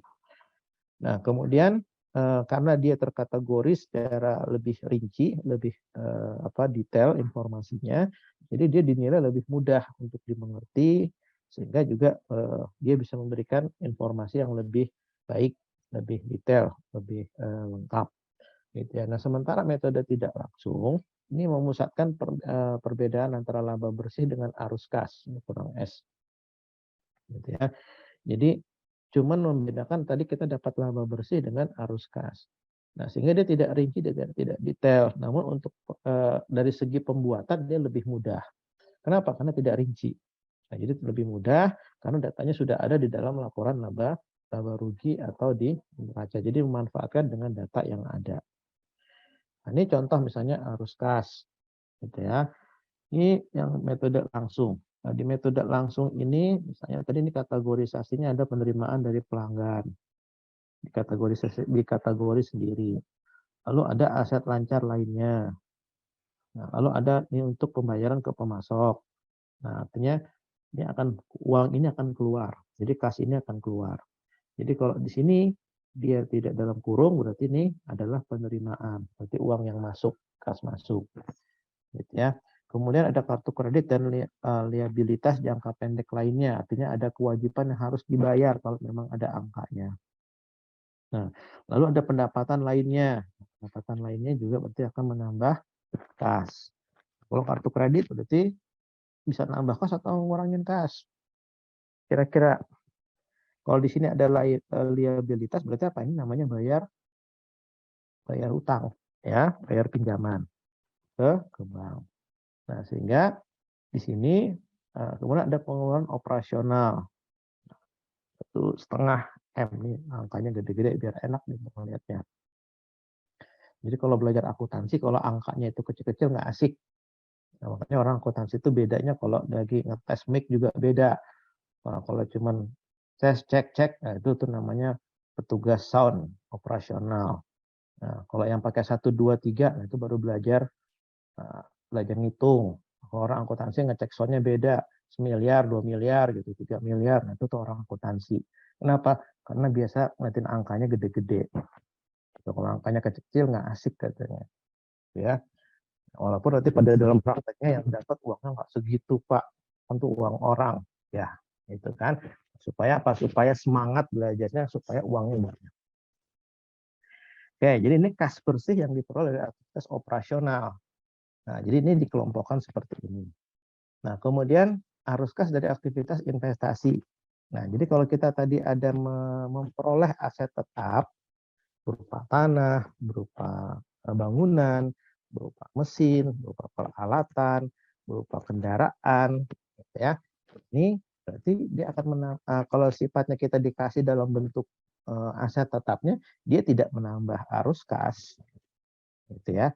Tetapi kalau kita tadi memperolehnya dengan cara membeli tadi membeli tanah, beli bangunan, beli mesin, beli peralatan, itu berarti dia akan mengurangi di sini.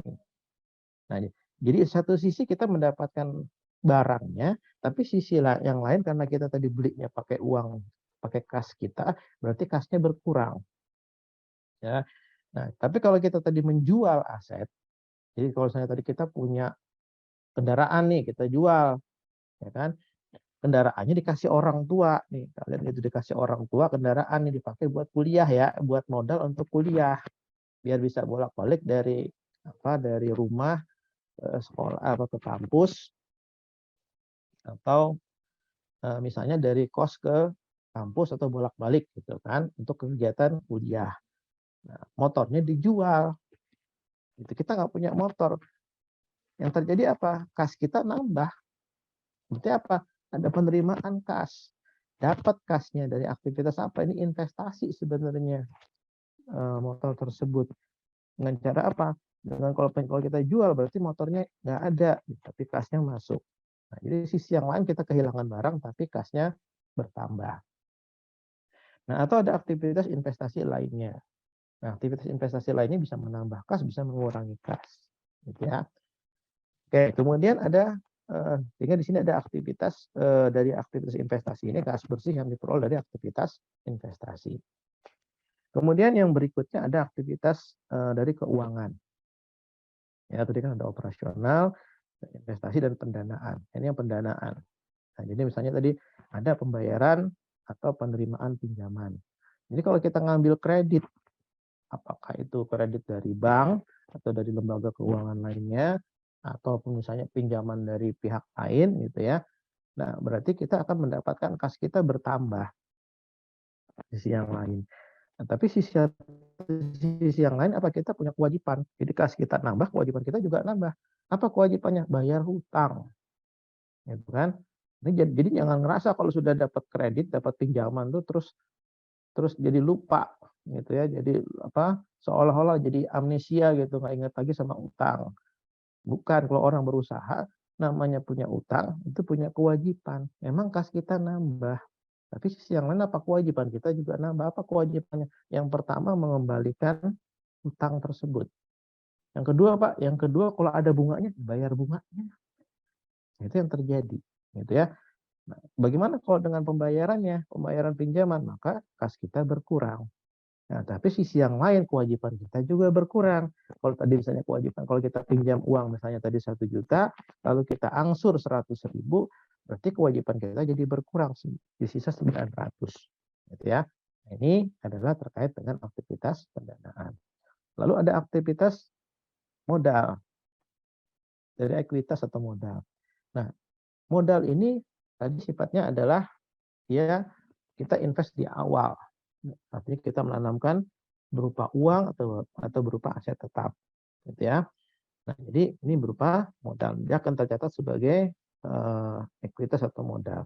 Modal ini bisa bertambah kalau tadi usaha kita itu mengalami ada keuntungan sehingga ada laba. Jadi laba itu sifatnya akan menambah modal. Nah, sehingga ketika laba ini, kalau dia ada aktivitas ada laba, berarti modal ini akan bertambah. Bagaimana kalau kita rugi? Modal kita akan berkurang. Kenapa? Karena tergerus. Jadi kita menggunakan uang yang disimpan. Gitu ya. Nah, di sini akan terlihat mana penurunan kas, ada kenaikan atau ada penurunan kas, gitu ya. Nah, ini yang kas yang bersih diperoleh dari aktivitas pendanaan. Ternyata di sini dari operasional kita mengalami kerugian sekitar 2,9. Ya, 2.900.000 sekian. Nah, sehingga terjadi tadi dengan modalnya awalnya 350 tapi berkurang. Operasionalnya tidak memberikan penambahan kas. Sehingga apa? Sehingga berkurang menjadi 347. Sehingga apa? Saldo kasnya apa? Menjadi berkurang. Tidak lagi apa? Bertambah 350. Nah, jadi arus kas ini menjadi penting. Kita tahu kenaikan penurunan kas kita berapa. Ini metode apa? Ini metode langsung. Lebih rumit, Pak. Ya, karena dia detail. Dia rinci. Karena dari mana uang itu berasal, kemana uang tersebut digunakan. Apakah digunakan untuk operasional, apakah digunakan untuk investasi. Gitu ya. Nah, kemudian kalau dia metode tidak langsung, dia langsung mengambil dari item-item yang ada di dalam laporan neraca maupun di dalam laporan laba rugi. Nah, misalnya tadi laba bersih, ini adanya di laporan laba rugi, langsung dimasukkan ke sini. Nah, lalu dikurangi tadi kalau punya ada piutang. Tadi kalau punya piutang berarti kita akan ada punya tagihan ke orang lain. Gitu ya. Nah, lalu ada kurang aset lancar lainnya. Nah, ini berkurang aset lancar lainnya. Artinya akun piutang berarti dia ini ada tagihan tapi belum bisa diuangkan. Gitu ya. Lalu kurang persediaan barang, ada persediaan barang, jadi uang kita tertahan di dalam barang yang belum laku terjual, gitu ya, sehingga masuk di dalam sediaan. Lalu ditambah dengan ada penyusutan dari aset tetap kita, amortisasi itu kalau terkait dengan yang non aset tetap. Ya, ada sekitar 7,8 ditambah kalau punya hutang ya 5,507 karena hutang itu sifatnya menambah kas gitu ya. Tapi sisi yang lain menambah kewajiban. Nah, lalu ada tambahan liabilitas itu juga hutang jangka pendek lainnya sekitar 61.000 sehingga kas bersih yang diperoleh dari aktivitas operasional itu sekitar 2,9. Yaitu yang ada malah uang keluar. Ya, jadi karena dalam kurung artinya uangnya kasnya keluar. Nah, lalu ada arus kas dari aktivitas investasi. Ini kebetulan nggak ada ya dari laporan laba rugi maupun di neracanya. Nah, lalu dari aktivitas keuangan awalnya ada nih kuitasnya 350.700. Nah, dikurangi dengan kas yang keluar sekitar 2,9 sehingga kas yang tersedia saldo akhir kasnya adalah 347. Nah, karena kita bicaranya di sini adalah kas, berarti ini adalah uang yang harusnya secara fisik. Ya, secara fisik itu kalau dihitung jumlahnya harus sama. Gitu ya, dengan apa? Dengan pencatatan yang ada di dalam laporan. Oke, nah ini metode langsung dan metode tidak langsung. Nah, jadi saya ingin menjawab pertanyaan Zaki. Tadi, bagaimana alokasi dana yang kita dapatkan dari sumber pinjaman? Nah, dari sumber pinjaman ini adalah, ingat, kita mendapatkan pinjaman itu awalnya dari mana? Karena jangan sampai begini, kita mendapatkan pinjaman itu disebabkan karena usaha kita usaha A. Gitu ya, usaha A. Karena pinjaman itu diharapkan adalah menambah masuk ke dalam proses yang ada di sini. Gitu ya, proses yang ada di dalam yang terjadi di sini. Jangan sampai pinjaman yang kita dapatkan itu lalu keluar dari siklus yang ada di dalam sini. Contohnya apa? Misalnya Zaki dapat pinjaman kredit dari bank. Berapa? Misalnya 20 juta. Nah, 20 juta itu diharapkan kembali ke dalam usaha. Artinya digunakan untuk operasional usaha. Jangan sampai kas yang dapat pinjaman 20 juta tadi dikawin untuk digunakan untuk modal kawin. Nah, artinya apa? Uang yang 20 juta tadi tidak digunakan pada tempatnya. Pada apa? Pada porsinya. Untuk apa? Untuk pengembangan usaha. Apa yang akan terjadi kalau dia keluar dari siklus ini? Maka Zaki akan bingung untuk membayar. Sebabnya kenapa? Karena usaha ini tidak bertambah modalnya. Justru apa? Malah modal yang ada di sini menanggung. Menanggung apa? Menanggung kewajiban untuk membayar kredit ke bank. Nah, jadi pertanyaan Zaki ini bagus nih, gitu ya.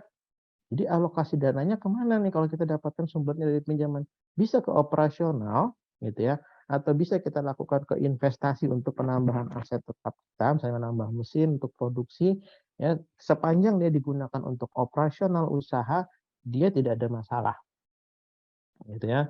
Tetapi kalau sudah digunakan alokasinya di luar siklusnya, ya di luar siklus usahanya, untuk kegiatan yang lain yang tidak ada kepentingannya dengan usaha, maka yang terjadi adalah kita sedang mengalihkan dana ini, tetapi ini akan menanggung kewajiban.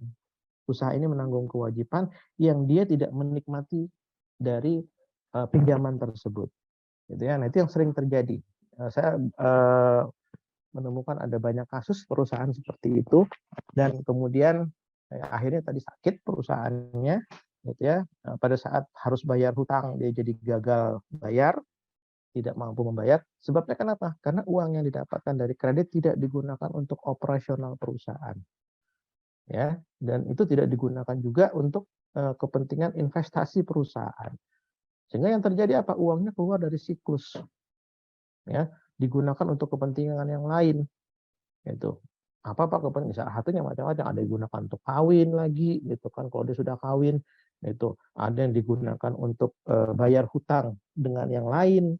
Nah, ini gali lubang tutup lubang. Nah, makanya yang terjadi apa? Akibatnya usahanya ini akhirnya semakin sakit. Kenapa? Karena menanggung kredit tadi dan bunga, gitu ya, yang dia sendiri tidak menikmati dari uang yang masuk tersebut, yang dia harus menanggung biaya tadi. Dan itu banyak terjadi di Indonesia, gitu ya. Karena itu nih mulai dari awal sekarang kalian yang mau membangun usaha, hati-hati kalau mendapatkan pinjaman. Jangan sampai pinjaman yang didapat tadi itu tidak digunakan untuk usaha ke dalam siklus usaha ini. Sepanjang dia masih digunakan dengan cara yang benar di dalam siklus usaha ini, maka dia biasanya tidak ada masalah. Gitu ya. Paling permasalahannya adalah pada penjualannya nanti. Kesulitan untuk menjual barang, sehingga tidak bisa mendapatkan cash kembali. Biasanya seperti itu. Tetapi yang sering terjadi adalah dia keluar dari siklus. Jadi keluar dari siklus operasional perusahaan. Jadi dapat pinjaman, uangnya digunakan, mungkin diberikan kepada perusahaan yang lain, yang miliknya yang sama. Itu sering terjadi. Jadi saya menemukan ada banyak kasus, gitu ya, di dalam perusahaan-perusahaan yang sakit, itu sebabnya salah satunya adalah perusahaan tersebut menanggung hutang, tetapi hutang yang didapat atau pinjaman yang didapat itu tidak dimanfaatkan untuk operasional perusahaannya, tapi justru digunakan untuk kepentingan yang lain, lalu perusahaan tersebut menanggung harus membayar pinjaman tersebut plus bunganya. Itu yang terjadi. Itu yang pertama. Yang kedua adalah terkait dengan pinjaman. Pinjaman ini ada dua, ya. Ada pinjaman dalam bentuk jangka pendek, ada pinjaman dalam bentuk jangka panjang. Nah, pinjaman jangka pendek itu sifatnya kita harus melunasinya dalam jangka waktu di bawah 1 tahun. Nah, disebut dengan pinjaman jangka pendek. Jadi durasi waktunya sampai dengan 1 tahun, itu maksimal. Nah, adapun pinjaman jangka panjang, dia lebih dari 1 tahun. Nah, ketika kita mendapatkan pinjaman yang jangka pendek, hati-hati adalah kita menggunakan pinjaman tersebut harus digunakan untuk operasional yang sifatnya cepat menghasilkan uang. Jangan sampai nanti kita mendapatkan pinjaman jangka pendek, tetapi kita gunakan untuk justru investasi yang sifatnya jangka panjang. Contohnya gimana, Pak? Contohnya adalah begini. Kita mendapatkan pinjaman nih, harus kita lunasi dalam jangka waktu 1 tahun. Maka kita harus menggunakan untuk apa? Untuk operasional, bagaimana uang tersebut bisa kita gunakan untuk memproduksi barang di mana produk tersebut bisa terjual cepat, bisa menghasilkan uang yang baru. Gitu ya. Nah, tetapi kalau kita gunakan untuk kepentingan jangka panjang, misalnya uang yang kita pinjam dengan yang jangka pendek tadi kita gunakan untuk misalnya kita beli adalah misalnya beli tanah, ya, yang di mana tanah yang kita beli ini niatnya tujuannya adalah untuk nanti dijual kembali. Jadi kita jadi semacam spekulan, gitu ya. Nah, orang namanya tanah itu tidak bisa dijual cepat, ya kan? Orang taruh aja tulisan di situ, tanah dijual gitu. Nggak seperti orang jualan pisang goreng. Ya kan? Kenapa orang beli tanah itu nggak setiap saat? Nah, artinya apa? Itu investasi jangka panjang. Nah, jadi sifatnya jangan sampai kita pinjam tadi dalam jangka waktu 1 tahun, lalu kita belikan tanah, yang tanah itu lakunya lama. Atau belikan produk itu yang lakunya lambat. Nah, itu yang jadi kalau yang pedagang, yang kayak tadi ada di Shopee tadi, kalau beli barang, jangan barang yang lambat lakunya. Jadi belilah produk yang cepat terjual, yang laris. Gitu ya. Jadi kalau kita mendapatkan pinjaman yang dalam jangka pendek, belilah atau menghasilkan produklah yang produknya itu cepat terjual, yang mudah terjual. Sehingga cepat kembali menjadi kas kembali. Sehingga perputarannya untuk membayar pinjaman itu mudah. Gitu. Nah, jadi yang sering salah di dalam melakukan pengelolaan keuangan, dia pinjamnya jangka pendek tapi digunakannya untuk kepentingan jangka panjang. Nah, atau lupa kita mendapatkan pinjaman jangka panjang. Ya, misalnya 5 tahun pinjamannya harus dilunasi 5 tahun. Nah, pada tahun pertama itu kita harus mengalokasikan dari pinjaman jangka panjang tadi harus kita pindahkan ke dalam pinjaman jangka pendek. Kenapa? Karena itu harus kita lunasi dalam tahun itu. Nah, jadi harus kita alihkan, kita alokasikan pinjaman yang jangka panjang yang 5 tahun tadi, misalnya dipinjamin 5 juta nih. Ya, berarti kita harus melunasi minimal setiap tahun 1 juta. Maka 1 juta yang harus kita lunasi di tahun pertama misalnya, itu sudah harus kita alokasi, kita amankan di dalam pinjaman jangka pendek. Makanya di dalam laporan neraca itu, pinjaman jangka panjang itu ada sebagiannya dipindahkan ke dalam pinjaman jangka pendek. Untuk apa? Untuk mengantisipasi kita sudah harus melakukan alokasi. Gitu ya. Nah, kenapa kalau kita tidak lakukan alokasi, kita lupa bahwa ada jatuh tempo pembayaran yang harus kita bayar. Makanya akhirnya apa? Akibatnya kita santai.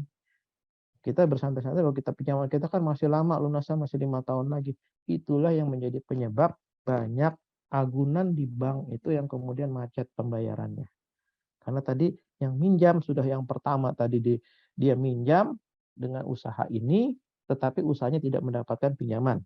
Itu sudah satu jadi masalah. Yang kedua, dia pinjamannya jangka panjang, tetapi kemudian dia tidak mengalokasikan untuk setiap tahun pembayaran. Sehingga apa yang terjadi? Banyak gagal bayar. Nah, itu ya. Ini untuk menjawab pertanyaan Zaki. Zaki, cukup jelas? Bisa Zaki? Oh, ada. Nah, coba lihat mukanya dulu. Mana Zaki? Oh, ada. Zaki, fakultas apa tadi Zaki? Fakultas Perikanan, Pak. Perikanan dan kelautan. Ada kelautannya nggak? Ada, Pak. Perikanan. Apa yang sudah kamu pelajari di perikanan? Tentang ekonomi perikanan sih, Pak. Ya, bagaimana tuh ekonomi perikanan? Gimana ya? Agak susah saya jelasinnya, Pak. Ya begitulah gitu ya. Iya. Agak susah atau memang nggak tahu juga gitu?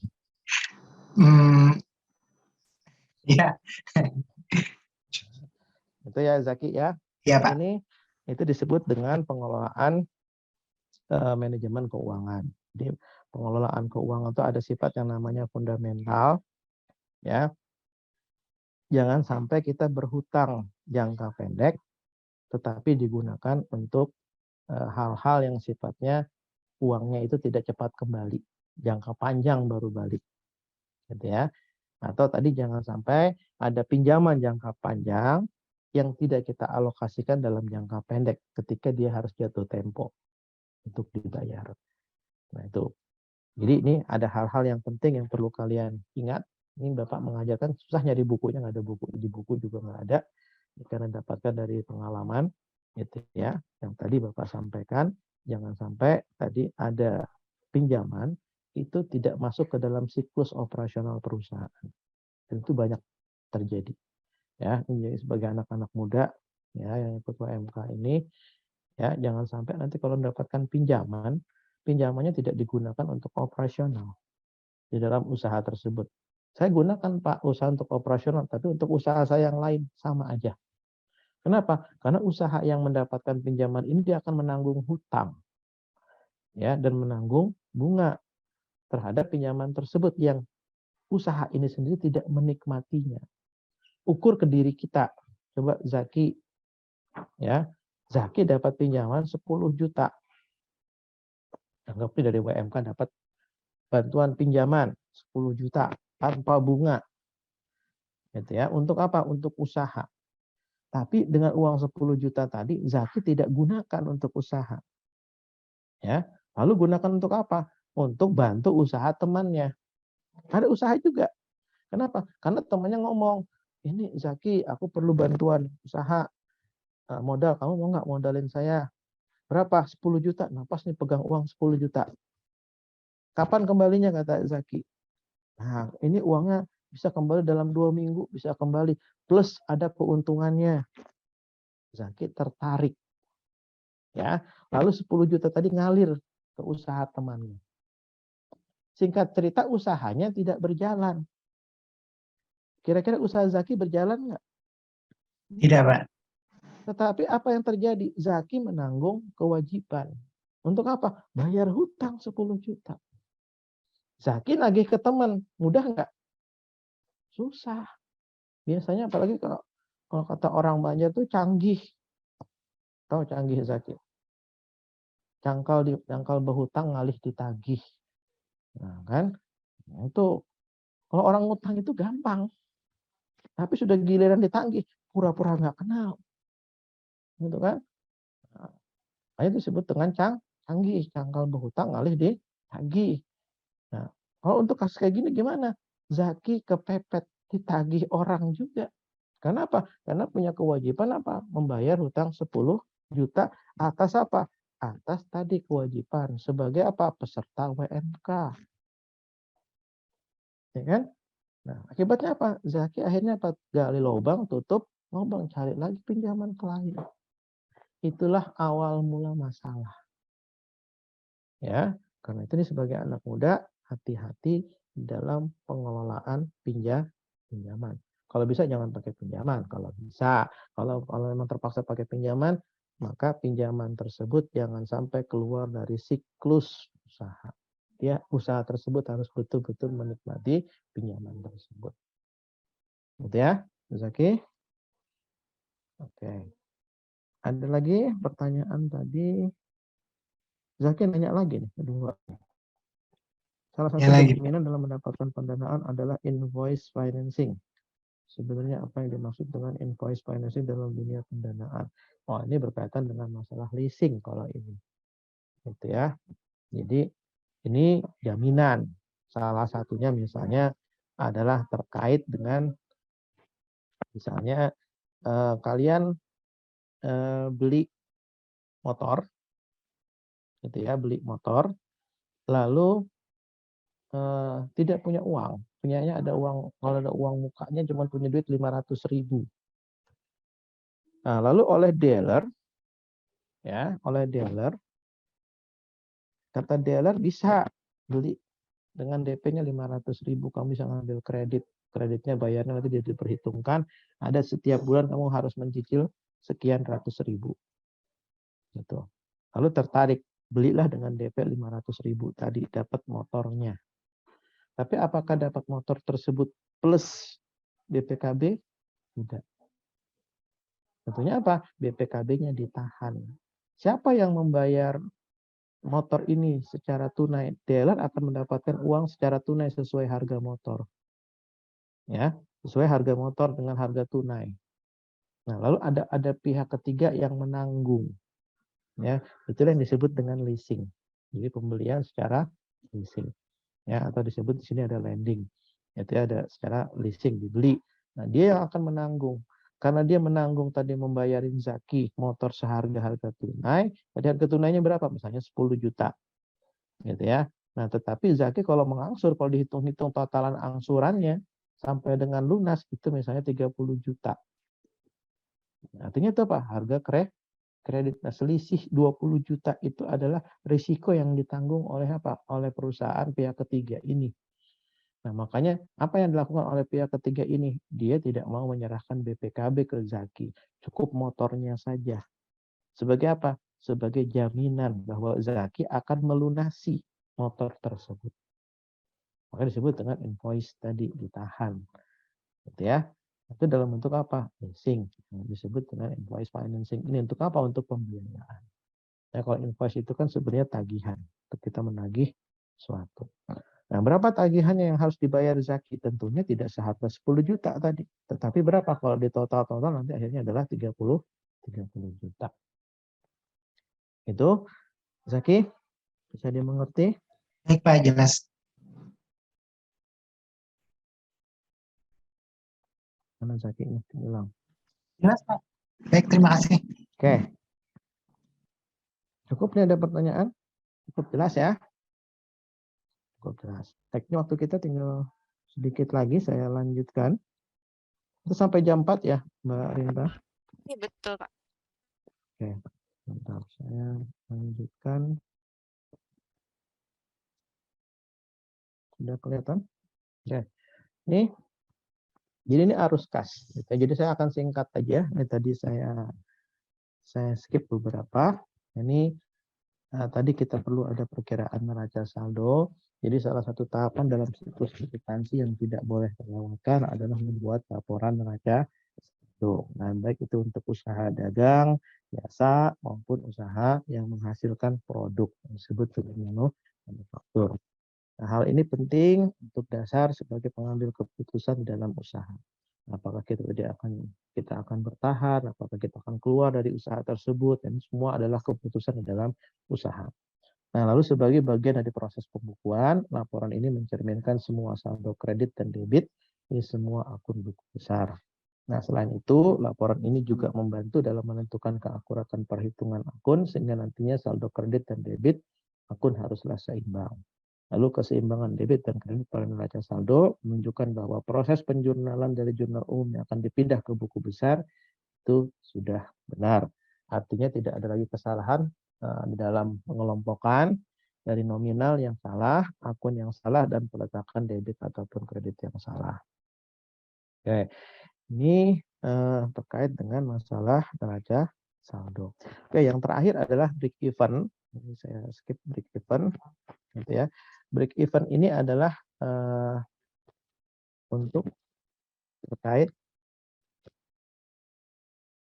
Nah, ini analisis untuk menghitung titik impas. Nah, ini mungkin waktunya tidak cukup, kita akan bahas panjang lebar terkait masalah titik impas ini. Mungkin nanti di kesempatan yang lain, gitu ya. Jadi titik impas ini adalah poinnya adalah kita membandingkan antara berapa modal kita dengan berapa pendapatan kita. Kalau kita menjual produk kita melebihi daripada harga produk tersebut, dari biaya produknya, dari HPP-nya, maka dia sudah, artinya kita akan mendapatkan ada margin atau laba. Tetapi kalau kita menjualnya sama dengan harga pokok kita tadi, maka inilah berada pada disebut dengan break even point. Jadi titik impas itu penjualannya sama dengan harga modalnya. Jadi harga modal dengan harga jual itu sama, berarti disebut dengan break even point. Makanya biasanya kalau pedagang istilahnya ya kita jual harga modal. Artinya pas-pasan sama dengan harga biaya pada saat kita membeli. Tanya bagaimana analisisnya ini lebih detail, mungkin di kesempatan yang lain. Itu ya kita jelaskan. Oke, pesan saya satu ada tadi sudah ada beberapa teman yang sudah punya usaha menyampaikan saya sudah menggunakan ada aplikasi Pak. Nah ini makanya saya sampaikan manfaatkan teknologi digital yang ada karena kalian sudah dimudahkan dengan banyak bantuan untuk terkait masalah bagaimana perencanaan bisnis, bagaimana membuat sebuah bisnis plan. Kemudian salah satu di dalam bisnis plan tersebut adalah melakukan analisis perencanaan keuangan.